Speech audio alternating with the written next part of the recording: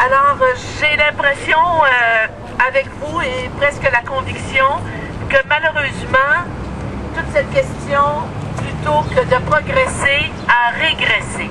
À l'époque, le ministre Philippe Couillard avait ouvert, ou entrouvert tout au moins, avait entrouvert la possibilité, comme vous vous rappelez sans doute, d'un registre qui allait nous permettre d'avoir un portrait réel de la situation, puisque ça reste, depuis tant de décennies, un traitement dit expérimental, mais qui est, comme vous le savez, utilisé, mais vraiment de manière assez systématique. On l'a, entre autres, su en plus quand le docteur Delorme, en commission parlementaire, est venu témoigner de son appréciation et de son utilisation lui-même, qui est en fait un conseiller de la ministre actuellement en place, qui est venu témoigner de son appréciation dans l'utilisation de ce traitement. Vous savez déjà, aux États-Unis, c'est un traitement qui est considéré à risque et qui exige, avant son utilisation, d'être documenté et d'être justifié. Ce n'est pas le cas du tout, d'aucune façon ici.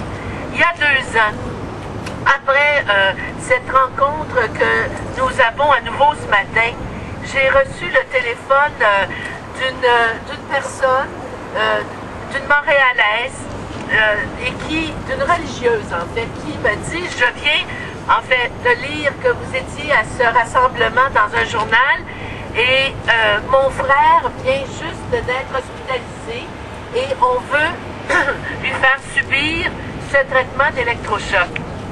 Alors avec tout ce que j'avais pu lire grâce à Pare-Choc, grâce à Ghislain Goulet, grâce à Action Autonomie, je l'avais mis bien en garde contre ça. Et finalement, la famille a refusé.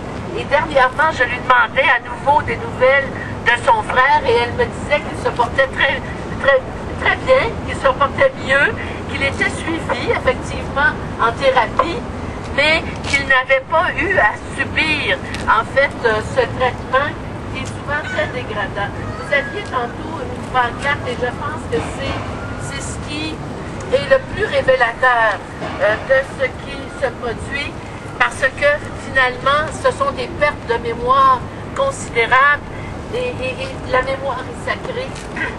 Puis là, je pense que c'est ce qui nous réunit ici, tous, aujourd'hui.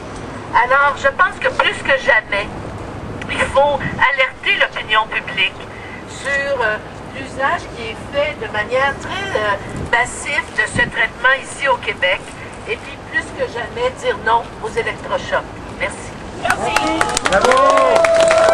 Bravo. Alors, merci beaucoup, Mme Harel. Ça montre aussi comment les manifestations qu'on fait, notre présence, notre implication peut aider des personnes.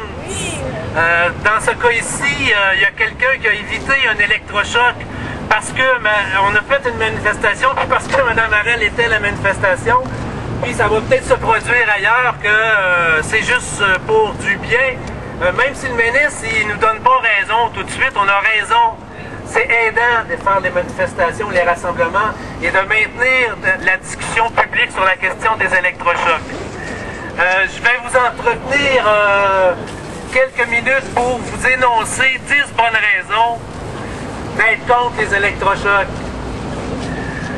La première, les électrochocs sont oppressifs.